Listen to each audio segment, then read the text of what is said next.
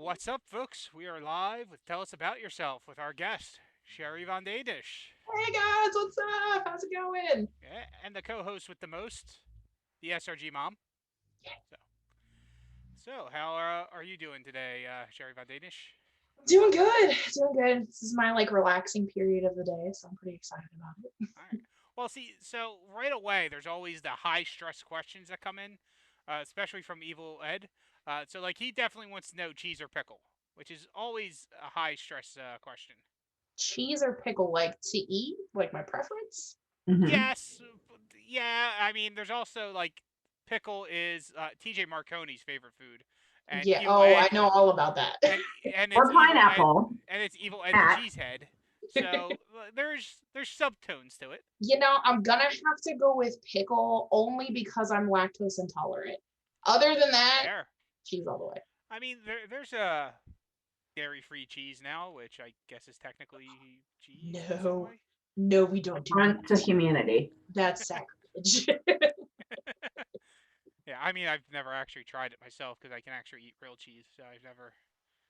It's one of those things where I decide, no, thank you. Yeah, I Uh, mean, I'm good with a goat cheese, and I can do American cheese slices, but okay. Oh some yeah, cheese, yeah. what little people know is American cheese isn't actually cheese. It is cheese. It is 50% It's cheese, made but with it's a cheese. blend.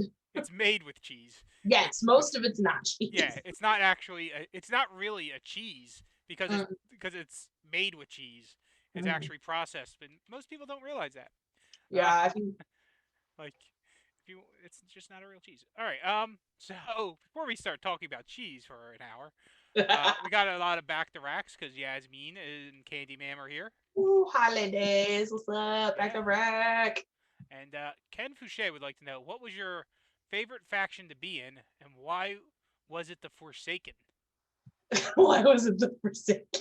I don't even know what that is. So, I don't. You, Yeah. Christy, you want to enlighten me on the Forsaken there for a second? yeah, when you were in Faction Wars, Mm-hmm. it was you, Ken Fouché, Keith. Do you Oh remember? yeah, that's right. Or Yeah. imploded. Yes, that's right. So the Forsaken was our faction wars group that we formed because last faction wars Impact had too many members, so we decided to split up into two different groups, which meant me and Betty Garman at the time were in a faction. So we tried to get a couple other people. So we got Keith and Ken Fouché and Matt Bickle, one of the guys in our local play group, and then it just kind of puttered out because obviously Grand Gathering didn't happen. So but yes, I do have a special place in my heart for the Forsaken. Um, that sounds like it was a winning faction there.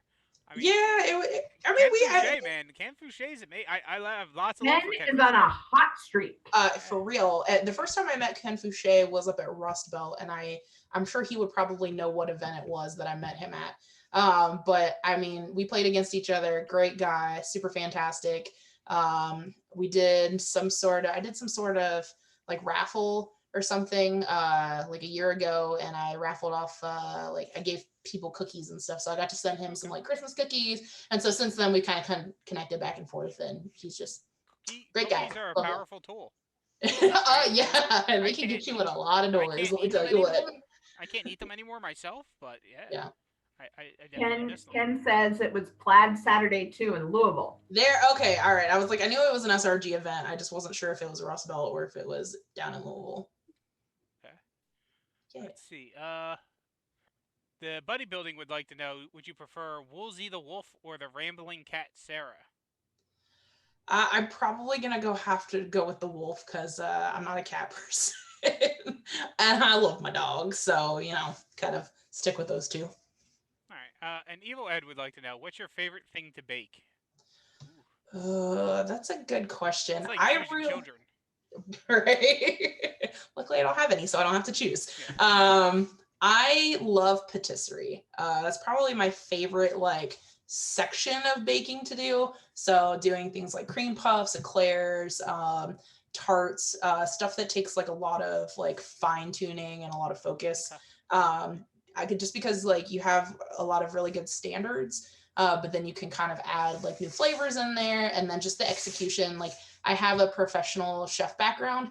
That's actually what I did before I became a baker. So being able to kind of like execute those and make those look really nice is something that I really, really love.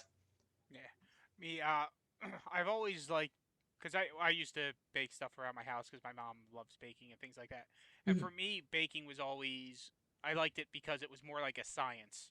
Yeah. Like you get your stuff and you do it. If you do it the same and you every way use the same things, you always get the same results. Hmm. Whereas like sometimes cooking, it doesn't always work out that way. This is You- true. Although I find yeah. more often than not, I think like because I know the fundamentals of like a lot of baked goods, I Mhm. try to like freestyle it a little bit. Yeah. And I come up with concepts in my head. I'm like, all right, well, I know that these flavors taste good together and like this texture is really good together. Let me see what I can put together. And sometimes it works and Yeah. sometimes it's a huge fail. Colin will not let me live down this time. I tried to make mini pecan tarts for him and a friend of his. Okay. And so I put them into like little tart shells and I poured the pecan filling over it Mhm. and I didn't seal the bottom of it really well, so it all seeped in and it was like literally as hard as a rock. And I like watched them try to eat this and like break their teeth on it. And he's like, "Well, at least it's not that one time you made that pecan thing." And I'm like, all right, Yeah. I guess I'll take it. Well, that's where the art of baking comes in, is when you get to the skill level where you can experiment and get different things. Mm-hmm. Yeah, like the most ever I experiment really with was using like for cupcakes and stuff like ice cream cones. Oh, okay. Yeah, And yeah, yeah. I've I seen people do that. I yeah, haven't and done it myself. the person I saw do it, and the reason was Candice LeRae in like one of the videos. So like, cause Oh, that's awesome. she's a baker too. Oh, I didn't know that. Yeah, and I think it might have been in one of the Johnny Gargano like documentaries when he was on the indie scene. Like she Mhm. talks about it a lot. But I think she used to actually work as a baker too. So Oh, that's awesome. she used to bake things for the independent scenes and things like that. And that was one of those things I'm like, that's a neat idea. I'm going to do that for my family for Christmas.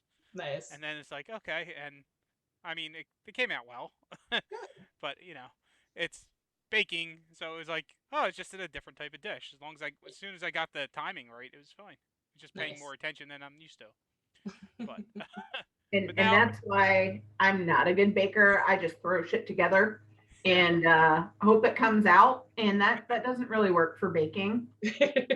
No, no, no, it doesn't. And it doesn't work good for cooking either. Although you've made some stuff that you've sent pictures to me, and I'm like, girl, that looks good. I need you to come over to my house and make that. Yeah. So I know that cooking is central to your character, baking too. Um, when you were part of the CCC, I read your backstory and I loved it. And I know you're not part of it this year Mhm. because your character has already been made, but I think it would be really helpful for the LFF to know more about the backstory and how it involves your abuela. And I just love the whole thing. Will you tell us more about that? Yes. Oh my God. So yeah, I did join the CCC, and I was trying to kind of come up with something original. And for those of you who have been maybe in the community since about the 2018 era, Colin and I met you, Christy, on the Jericho cruise. And my husband's always been a huge, long-time wrestling fan, and I was a wrestling fan back in middle school. So me and my cousin lived with us, and we would watch Monday Night Raw and SmackDown like all the time.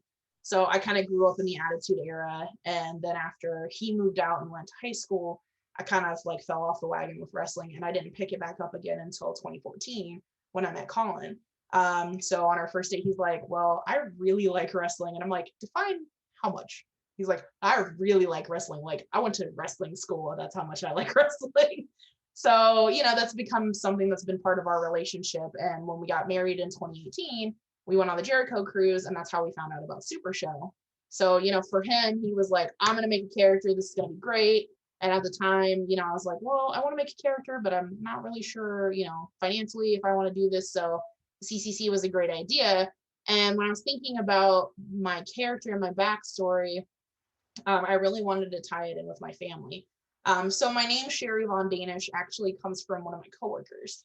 Around that time, we were just fooling around in the bakery, and she was a graphic artist major in school, and she's like, "I'm going to do a comic of all of these bakery characters, and if you had to pick a pastry, what would you be?" And I was like, "Oh, I'd be a cherry Danish because I love cherry Danishes. They're delicious." And she's like, "Okay, well, what would its name be?" And I was like, "Well, it's gonna be Cherie Von Danish because I love puns and I also love burlesque. So I was like, the whole Cherie Von Danish, Dita Von Teese thing, I thought it was really cool. So I kind of like took that in the back of my mind, but I didn't really do anything with it. So then when the CCT came around, I was kind of brainstorming this, and one of the things that I'm really proud of is my Puerto Rican heritage. My grandmother came to the United States in, I think, like the 1950s, and she kind of came here all alone with no family, and started our family in New York, and then we eventually kind of moved down here to Ohio. And she was somebody that I was always super close with as a little girl. She kind of helped raise me for a long period of time. So we stayed really close. She's one of the reasons why I became a chef and a baker, was just because the time that we would spend together cooking, traditional cuisine, but also just, stuff at random stuff. It was something that I always really like held on to.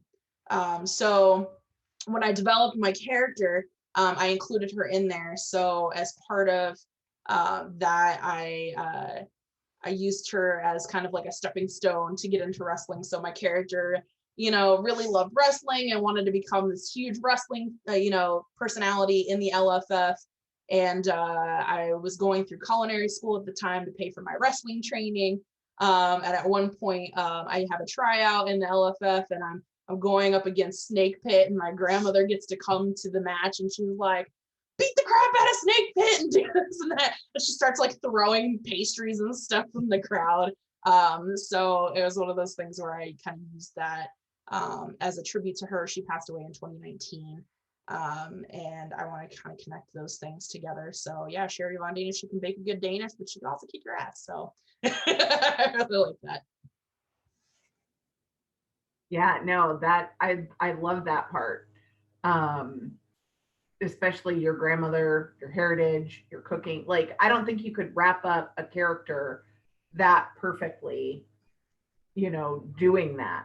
Yeah. Now, the one of the questions that, we're getting in, and what people want to know is, you came into the LFF, you were unaffiliated, you and Colin both joined Impact. Mm. And then all of a sudden you had defected, and now you're in the Rack Pack. Mm-hmm. Tell us, what your thought process was there, and what you're doing in Rack Pack now. So I joined Impact in 2019 when Colin joined.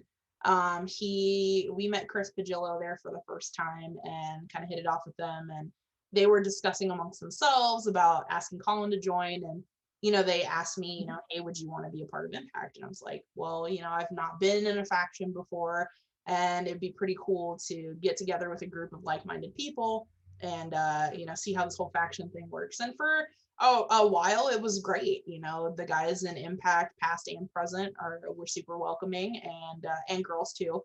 And it was just a really cool environment of people. But for me, it was more of an experience where I got to kind of like learn like the deck tech side of things, and not necessarily like the character development side of things. Like, I mean, you have big personalities like Google Docs Dan and John P and Fireball and Chris Pagillo at one point. So there was a lot of big personalities. A lot of people knew who these guys were. But I always kind of felt like I was in the shadows, and not because they put me there.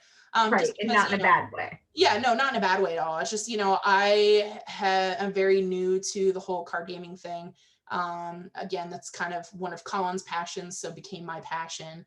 And so being able to remember, what's in a number 20, 4 slot, like I have no idea, what cards go in there, but they have like this encyclopedic knowledge of like, oh, okay, I can put this card here, this card there, and this will do this thing, and blah, blah, blah. So it was really eye-opening. But at the same time, I just felt like kind of, behind. I didn't feel like people really knew that I was in Impact. I didn't really make an impact. So at the time when we decided to do this Faction Wars last year, John had kind of brought up the point in our chat that he's like, maybe you and Betty at the time and this other person can maybe form a girls faction of other women who are kind of up and coming in the LFF South Bell's name was kind of tossed around, mysterious, even though she was part of the inner circle / higher class now.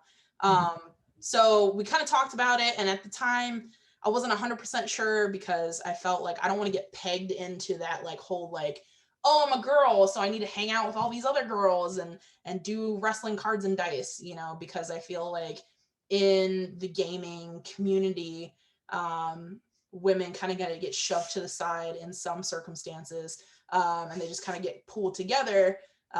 Whereas I feel like I have kind of gotten a collaborative feel from this community where like everybody is very welcoming and everybody kind of wants to be together. So it doesn't really matter what your gender is, it's everybody's, here hanging out, playing wrestling cards and dice. So I was like, I don't know, we'll see what happens. And then the Forsaken thing happened, and then that kind of died off. And then right around that time is when Angela and Dottie and Yasmin and Amanda started the Rack Pack.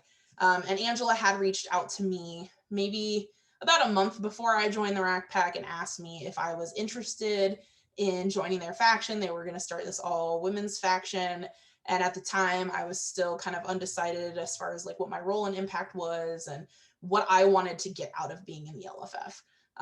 As far as, being a competitor, now, especially with having my own character, but also, just me personally, like, what do I want to get out of this game and what do I want to contribute to the community?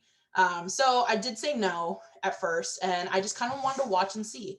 I got the chance to meet Dottie when she came to the last Rust Belt event. I think it was Marktoberfest last year. So I got to meet her, and that was really cool. And I kind of knew Amanda because of Noel, but I had never met Yasmin before, never had talked to Angela before. So I just kind of sat and waited and watched them and saw what they did, and got a couple chuckles out of some of the videos that they did. And I was like, all right, these ladies have got something going here. They're picking up some momentum. And then after the whole stuff with Pagillo and John kind of happened, that's when I kind of was like, all right, what am I going to do? Not that I felt alienated from Impact or I didn't feel part of the group, but I was just like, I feel like there's something more for me than just being an Impact. And I feel like there's a lot of heat going on here right now. And I feel like, not that I care about the heat, because, when you're good, you're always going to attract some sort of heat. So I thought, maybe I could branch off and do something else. So I reached out to Angela and asked her if her offer still stood for me to join the Rack Pack. And I kind of talked with Colin about it. And he's like, I want you to do what makes you happy. And he's like, if you want to do something with these gals and, you want to have fun, he's like, that's all I care about is you having fun. He's like, don't worry about us. Like, we'll go do our own thing. And so that was kind of my decision to join the Rack Pack. So I'm excited. It's cool. I'm definitely excited for this opportunity this week. It's been awesome to see a group of women who not only care about like each other, but care about the community as well. Like building each other up, being there for each other, not just in like card fade, but also in like real life. It's something that I definitely have gotten with Christy over the last 2 years since her and I have met and been a part of this community. But it's nice to be able to do that with women from across the country. So it's been really, really awesome. So yeah, it's been sweet to see, Angela getting title shots and her doing well in top cuts. Yasmin, like, holy shit, like that girl is always in the top. Like she's a beast. She's great. And then you've got Dottie and I too. And even though Amanda's not in the group actively, she still is an OG member of the Rack Pack. So it was really cool having her there as well. But I'm excited to see what we've got up our sleeves with this week and just taking more opportunities of tournaments and stuff to continue to possibly bring some gold to the Rack Pack. We'll see what happens. And I know that you haven't had as much of an online presence just because, the work schedule of a baker is 3:30, 4 o'clock in the morning, the classic time to make the donuts. But, I think that once, things get back to normal and we get some more in-person play. I mean, let me tell you, my heart was just so happy this weekend since we went to Huntsville and we got to see everybody. And even better, everybody else is playing, and I've got my feet kicked up watching, WrestleMania with my friends, from all across, the South, on a big screen. And I can't wait, I think you're going to do great things at WrestleMania coming up. Yeah. But speaking of real world, tell us about the event that Rack Pack did that you hosted. What was it, a couple of weeks ago, and what that benefited? So yeah, we kind of discussed amongst ourselves at like the end of January, middle to end of January, that we wanted to do some sort of online event. And for me, I think giving back to the community, whether it's the SRG community or whether it's the community at large, is something that's super important to me. And so we kind of discussed about what we wanted to do, and we're like, hey, let's do this fun Valentine's themed event. Yeah, there'll be some people that are spending time with their significant other, but there also might be some people there that, don't have any plans or did their stuff earlier and want to come hang out with us. And so we did make this a free event. Initially, we wanted to do the entry fee as a donation to charity, but unfortunately, just due to logistics, we couldn't make that work. So, but the SRG team was really awesome and helped work with us and help promote that. But the one thing that we really wanted to do was raise money for charity. And so we kind of did some research on different charities. We wanted to be very women or, children, family focused, because besides myself and Yaz, Angela and Dottie are mothers, and, we're all women. So it was something that really hit home. And when I was looking at something, we picked Love 146. And they are a charity that helps children who are victims of sex trafficking. And as somebody who was sexually abused as a child, that really hit home to me. And I know that there's a lot of women, not in just our community, but in communities otherwise, that have been victims of, sexual abuse, harassment. And it's something that we definitely want to put an end to. So we thought that this charity in particular, since they're on the ground, helping children, rescuing them from homes where they're being abused, or rescuing them from places where they're being exploited. And we just thought it would be really important. So that's the charity that we decided to back. And I think it went really well. Especially for me, I've never run a tournament before. I was super nervous. So shout out to Chibi for helping out there, and everybody that kind of chimed in and helped me with the challenge. I really, really appreciate it. But I feel for the most part, it went really well. And it was really cool to see the community kind of do that. And we had, as a promotion, BCW had done a fundraiser when we first started in the community for Matt Stevens. He's a member of our community who passed away. I think it was in 2019. And so we were able to raise some money for his family before Plaid Saturday. So once I kind of got that bug, I was like, "Ooh, I want to do this again. Let's raise more money for charity and let's keep this going." Yeah, love for family plus pay it forward. Okay. Yeah, no, I love it. Yeah. I know we've got questions in the chat. Jeff, do you have some of those? Yep. Let me catch up with the Twitch chat first, then we'll go to the Zoom chat. Okay. So a while back, Candy Ma'am asked, "Are you happier in Rack Pack than you were in Impact?" Yeah, honestly, I am. Like I said, I've got nothing but love for those guys, especially one being my husband. But I kind of have to love him, I guess. But no, I really am. It's really refreshing to have this group of women who, on a daily basis, I'm finding out more things about them, more things that we have in common. We're there to celebrate each other's victories and to support each other through each other's tribulations. And that's one of the things that I love. Not only that these girls are involved in the game, but I just the community and support that I get from them. And I love it. People. They're all absolutely amazing. So and hopefully I give back to them too.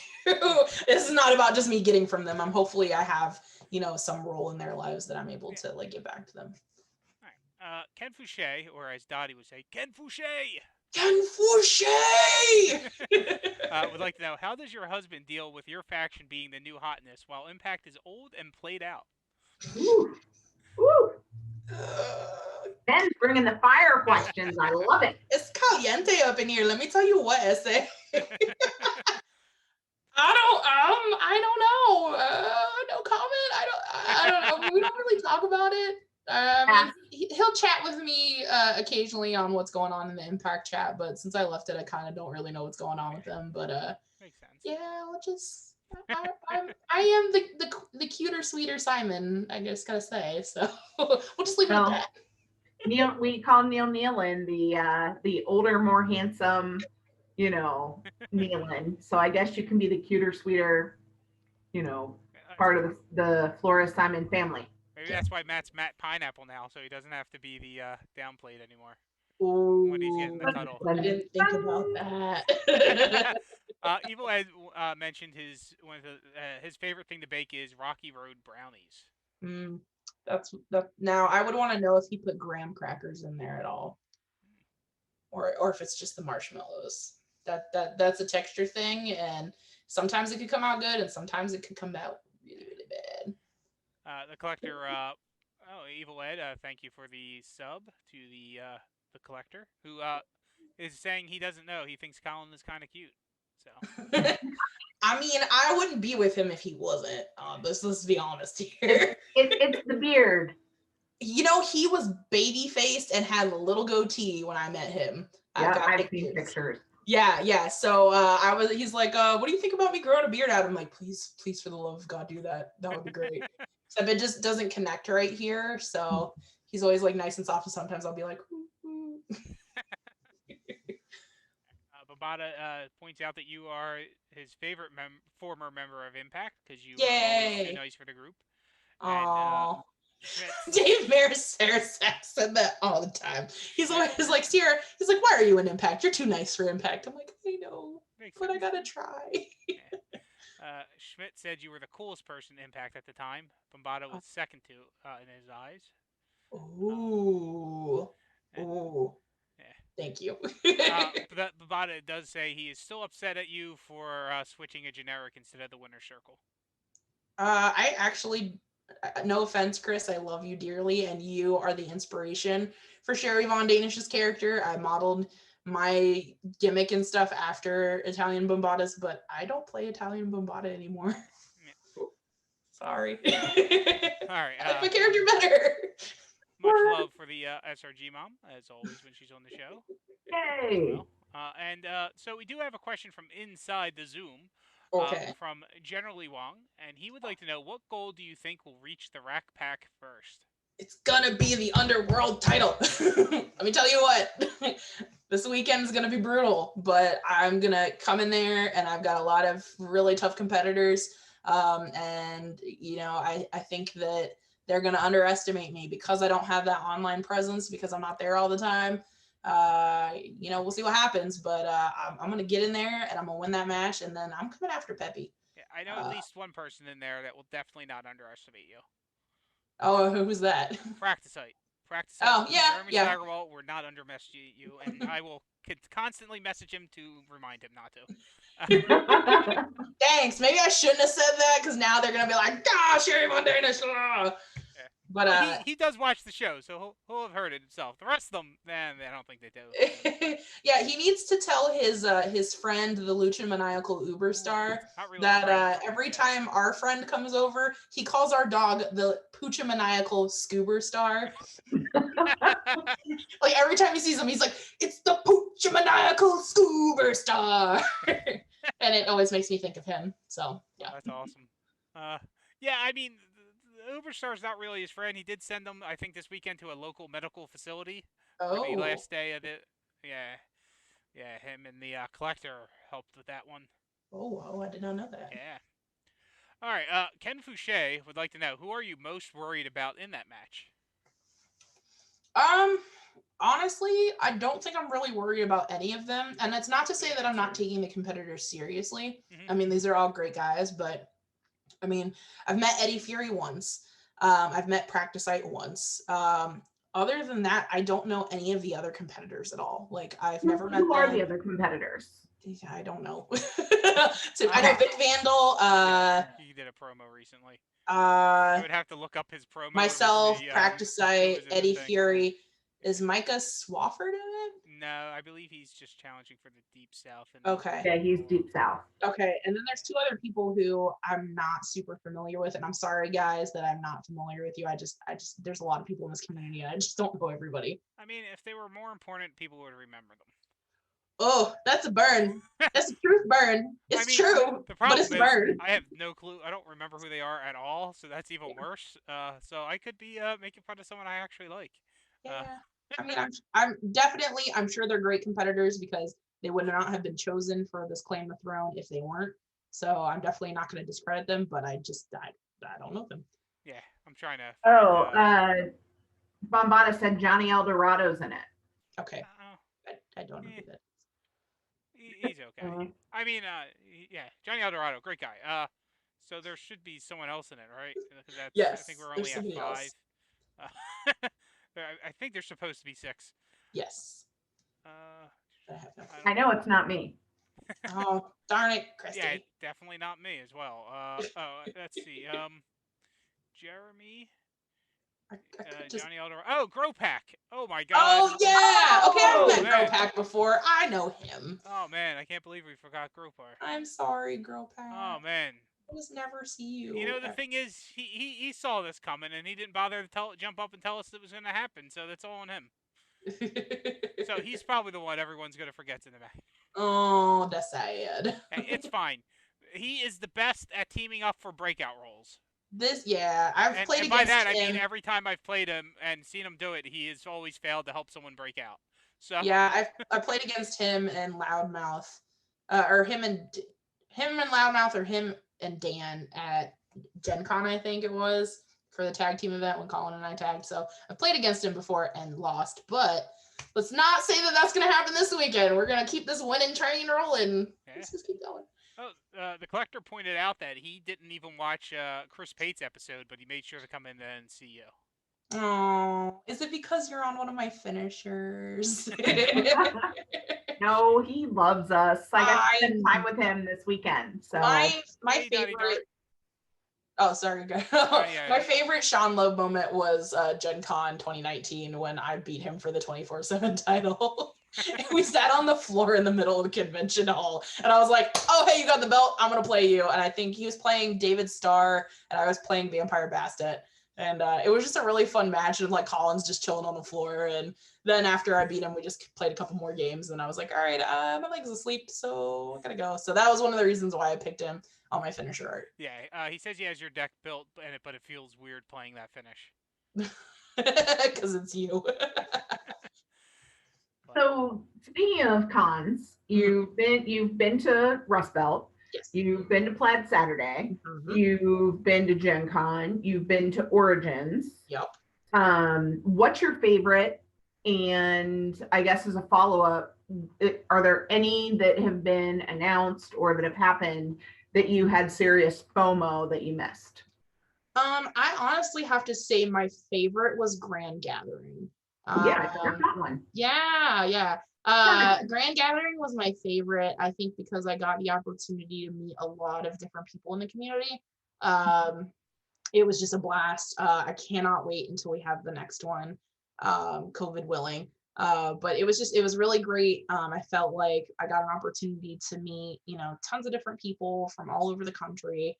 I felt like, even in all of the chaos, it was very organized for the most part. Just getting to meet wrestling talent. And then just the Super Show After Dark was also lots of fun. So yeah, we're not going to talk about that though. But it was fun. It was lots of fun. And I would probably say Origins would be my second. I know they were both in Ohio, but I just felt like homers. It's okay. It's okay to be a homer. Vibe. It was great. And then probably the Jericho Cruise would be after that, even though it wasn't really like a con. It was my first experience with Super Show, so I'll definitely always remember that. Yeah. And then what's one that, maybe a PAX, maybe the Sunshine, Throwdown, maybe one of the, Las Vegas, Dragon Con? I feel like the one that I miss, like I get FOMO from, and it's like past FOMO, is when you and Keith and Justin and everybody went out to Star. I don't think it was necessarily an SRG thing, but when you guys all went out to Starcade in Vegas, like I felt like there was so many like really cool opportunities that's missed out on, and like, man. But that's the one and only time I beat Bob Dunn. nice. He called me out, and I was like, dude, I don't even play. Right. And I beat him, and I was like, oh shit, run away. Yeah, but I feel like I with like SRG events, probably the Impact one that happened like what, a year in like 2019. Was that Bound for Glory, or what event was that? Oh yeah, Bound for Glory, where we all went out to Chicago. Yes, I did. I was really sad that I missed that, because that was when Michael Kirk did he win the Underworld title then, or did he win the shot for the? He won the shot at the title. Yeah, because he won that tournament. Yes. So yeah, I definitely, that was a cool opportunity to rep BCW, which is our local promotion, and Colin and I did not get to go, and so I was kind of like real sad about that. I didn't mean to bring up, FOMO. No, it's cool. It's cool. Yeah, that was all before my time, almost all of that. So Sean Loeb, the collector, is on one of your finishers. Who are on your other two finishers, and why'd you pick them? So Dizzy Derailed is on one of my finishers. I'm doing a sliced bread number 2 to Dizzy, because I was trying to go with the gimmick, but also because John Morrison Brian. Oh, his name is gonna slip my mind, but does a great. He was in the Cruiserweight Classic. Brian Kendrick, there we go. Brian Kendrick does an amazing sliced bread number 2, and I saw that move and I was like, "What is that?" And Colin's like, "Sliced bread number 2," and I'm like, "I want that as a finisher." I haven't budged with Kendrick.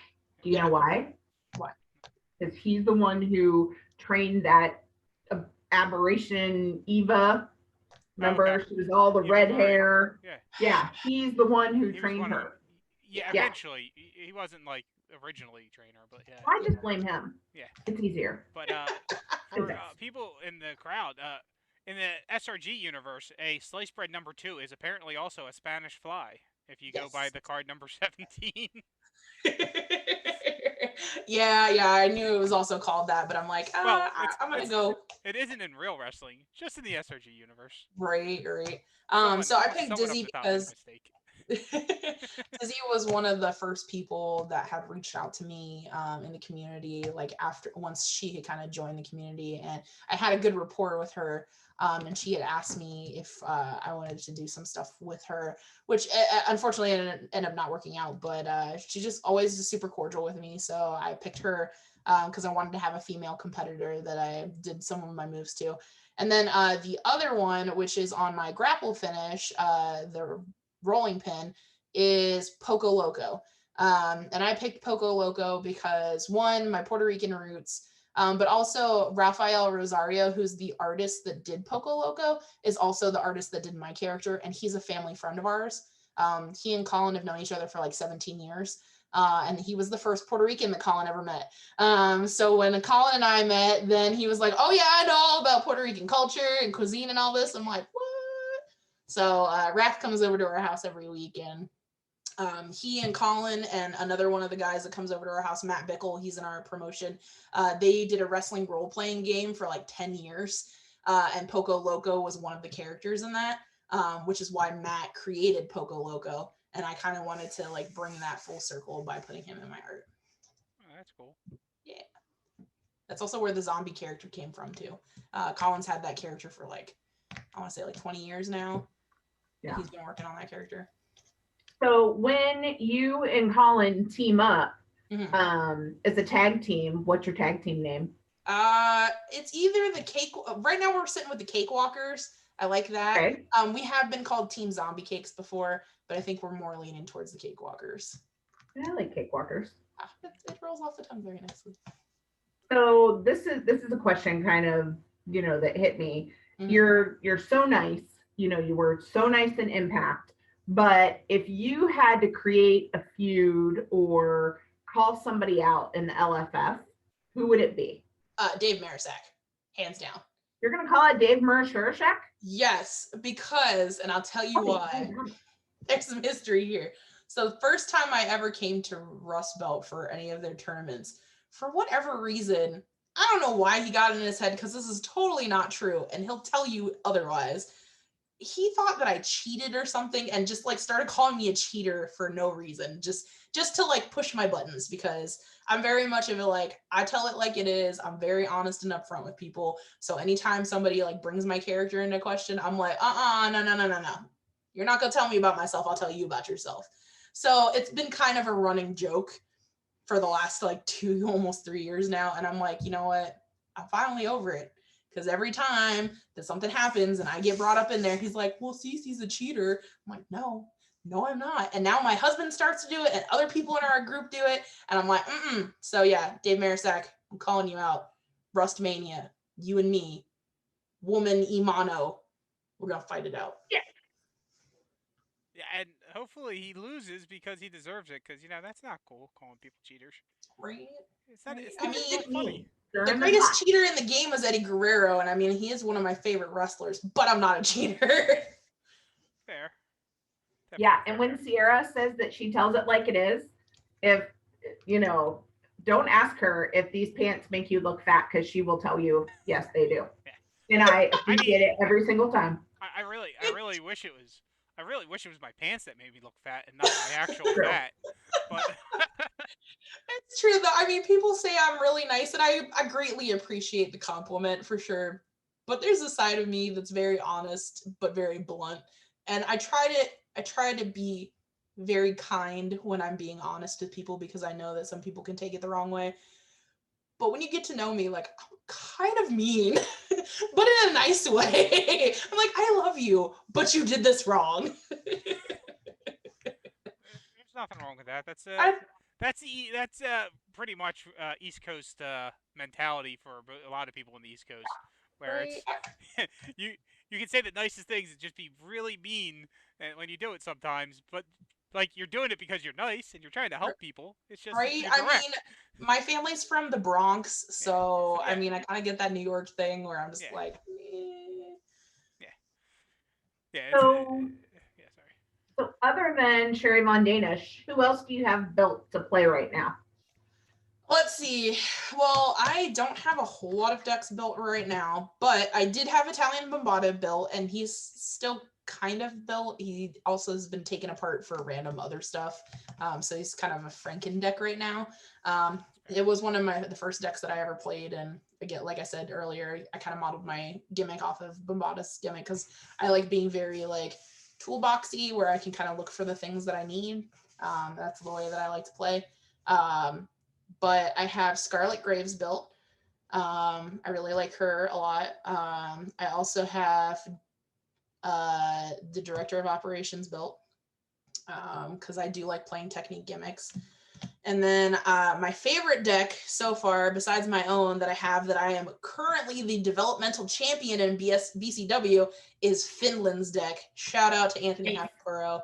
Love him. He's great peoples. If you don't know him, you should know him, because he's fantastic. But yes, I'm on a winning streak with his deck for sure. And if you don't know him, go back to my YouTube channel and watch the video with him on it. Yes. Yeah, no, he's fantastic. So yeah, those are the decks that I have currently built. I'm probably going to do a little bit of deck building later this week. But I'll keep who I'm playing this weekend on the DL, because, don't want anybody trying to deck tech against me. And trust me, I love that no one's answer to that is Foxworthy. Never. No one ever says Foxworthy. I do ask people that question, and no one's answered Foxworthy yet. One of these days, somebody's going to answer it, and you're just going to be like, oh my God, really? Yes. Wait, watch this. Jeff, what decks do you have built and ready to play? Well, that's not a good question to ask me, as I have about over 105 decks built. So we'd be here for, yes, I have 105. Give me your top five. Top five. Right now, Big Match Pete, Mad One, Theo, and then it would be Foxworthy. And then for the last one, that's tough. Probably my Flip Victobrick, because I've been having fun with that super aggro. But Big Match Pete, though, I've been loving that recently. Oh, and if we were actually instead of the Victor Brick, I'd actually put in my the tornado I've been playing a good bit recently for the online league, and that's Maidens of the Storm, which is Ooh, awesome and so much very fun. nice. Maiden of the Storms is amazing tag team. People hate it, Mm-hmm. which is So, always the good sign of fun. yeah. Sierra, do you have any, like, you have Cherie Von Danish in play? Mhm. Obviously a good tag would be, you and Colin together. Do you have any other creative ideas for a second character? I haven't really thought of anything yet. I definitely would love to do like some sort of like heel type character. I am You very play a heel. That'd be great. Oh, I mean, I could play a heel in real life real quick, let me tell you. um, yeah, I have a very big personality for those of you who don't know.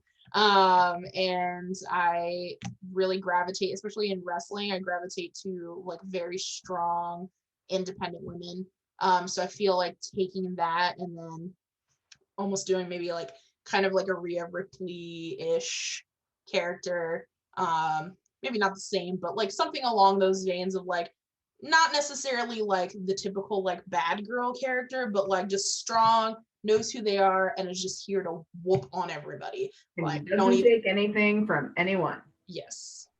So we'll see. I haven't really come up with like a gimmick or a character or anything, but that's kind of like what I'm gravitating towards because that's kind of what I wanted Cherie to be.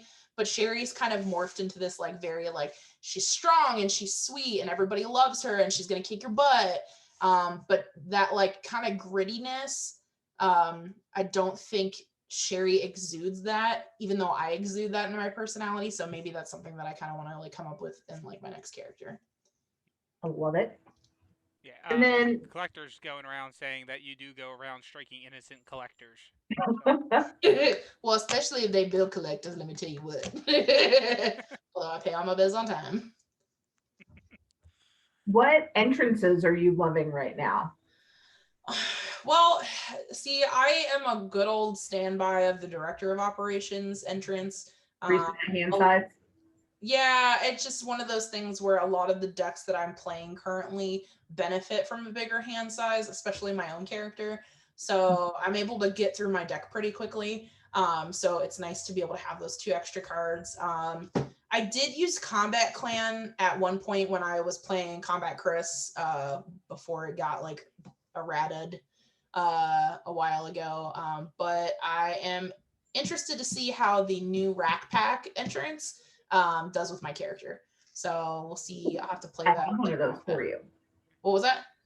I have one for you. I picked up Oh another. yeah, that's right. Yes, I'm excited to get that. So yeah, I'm interested to see because I was obviously was there for the creation of that, but I did not know what the gimmick was for the entrance card at all until I saw it. So they were like, "Here you go," and I'm like, "Oh," because I think originally we wanted to do something with women, like if you were a female competitor, it does blah blah blah, and then that kind of got nerfed a little bit.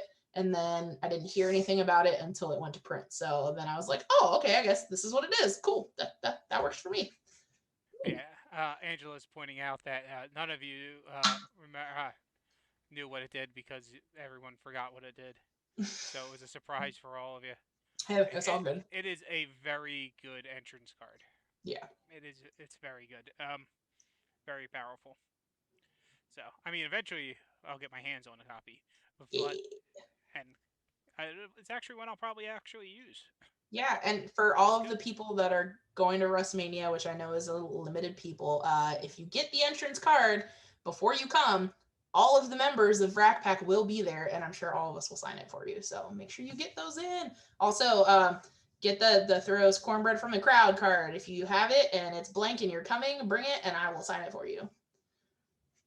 Because that was for some of you that know and some of you that don't know, I was kind of behind the creation of that card. So yeah. It's almost like you threw cornbread at someone.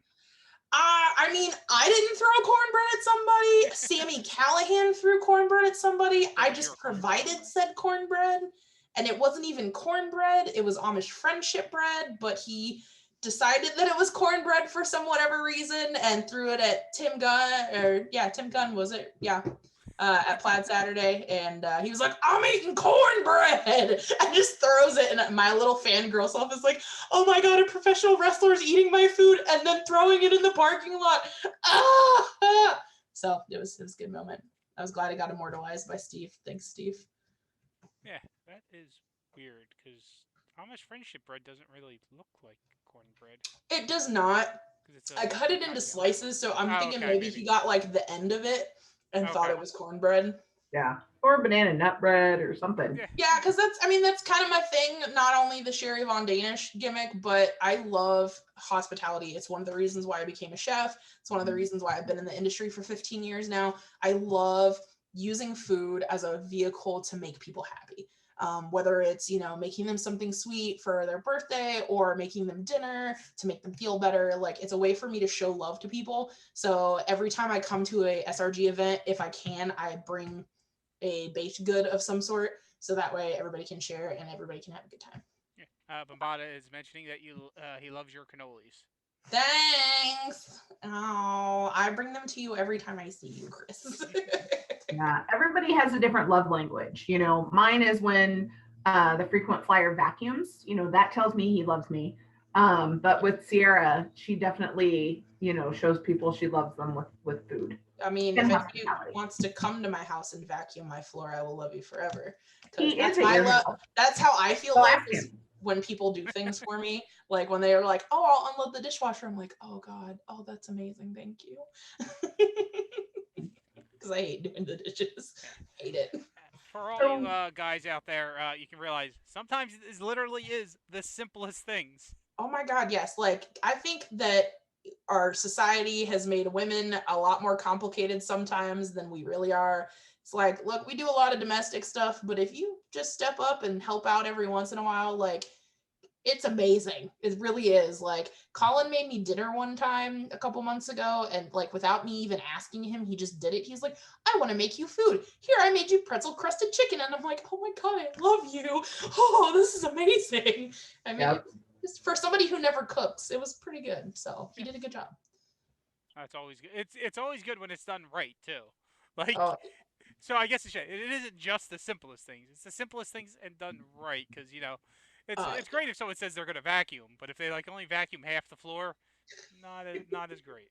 Let me tell you, the first time that he cooked for me, I think it was like 2 months into our relationship. He got mono real bad, like right when we started dating. So I helped take care of him for like a month. Okay. And so he was like, "Oh, I want you to come over to my apartment and let me cook for you to show you how much I appreciate you taking care of me while I'm sick." I'm like, "All right, it sounds good."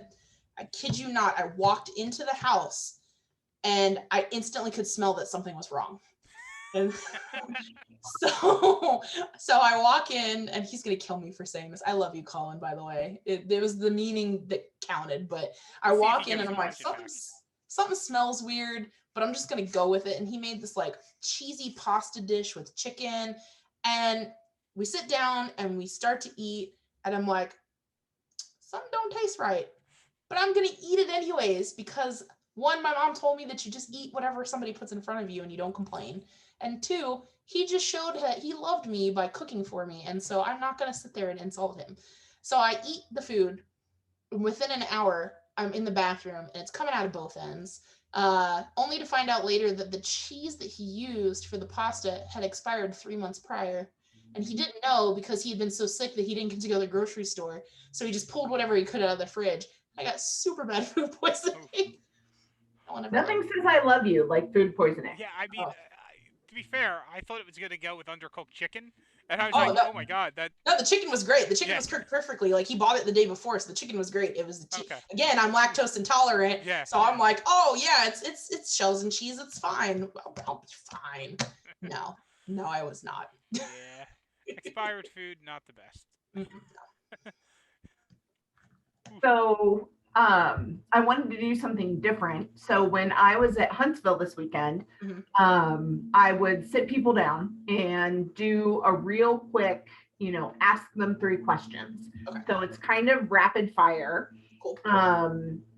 Don't think about it, just answer. Okay. So are you ready? Sure. Okay. Question 1. What's the song you sing when no one's around to hear you? I sing Rules by Doja Cat. Okay. It's really inappropriate, but it's real good. It makes me Hey, feel if like you're a alone, strong, powerful woman. there you go. Okay. You can only eat one food for the rest of your life. What is it? Does it have to be food or a type of food?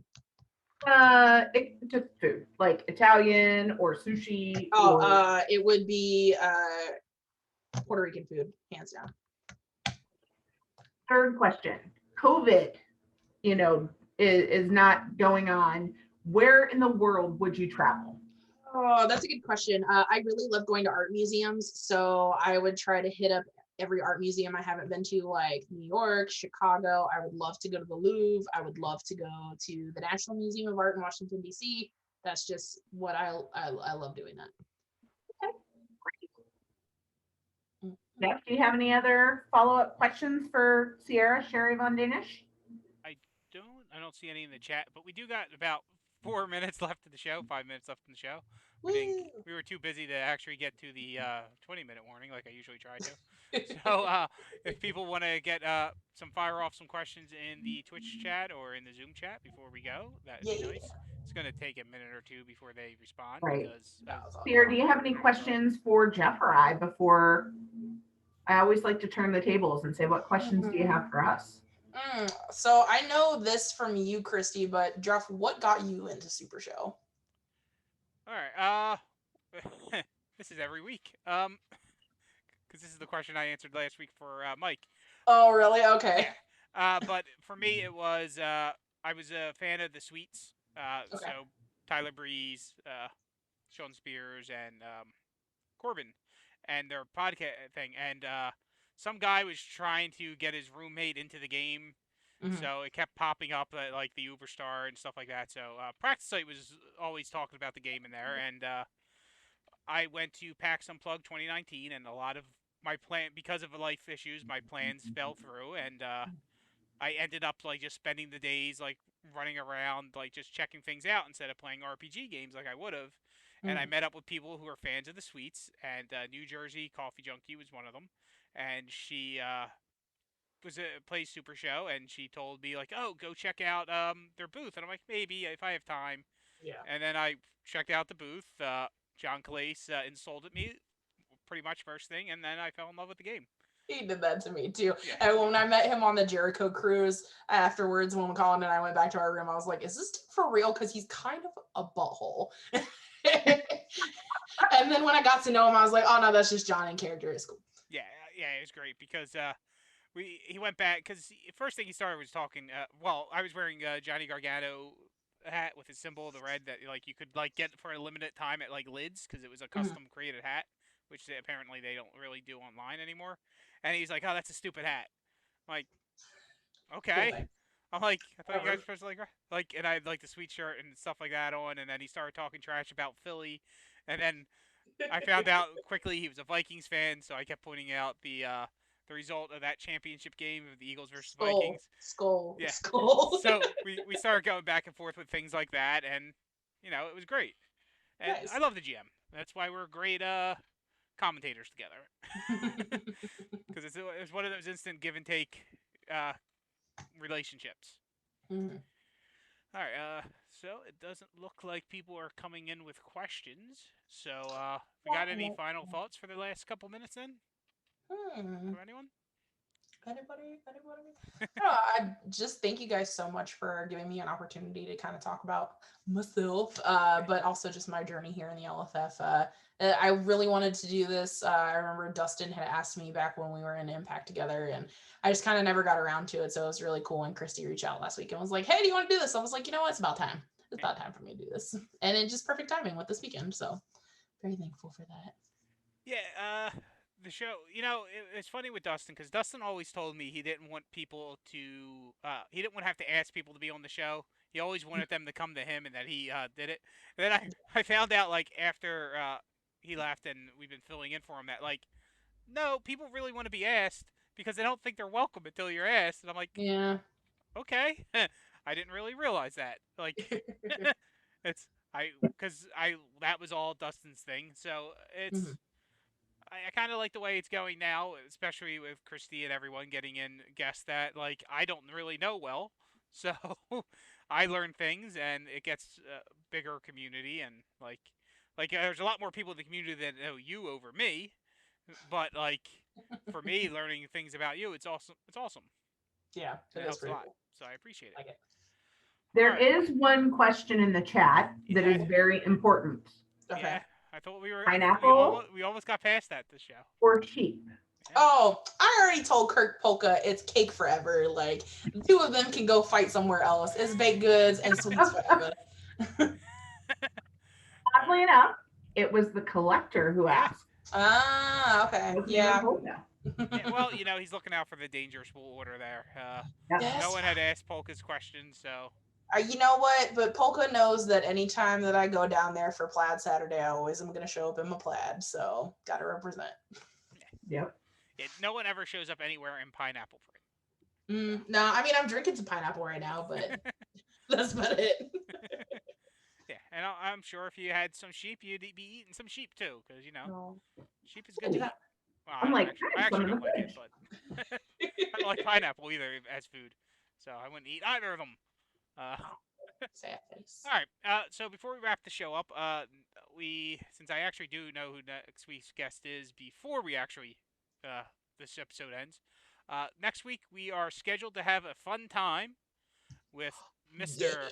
Funtime Bob Odell. Oh, that's gonna be fun. That's Yeah. gonna be a lot of fun.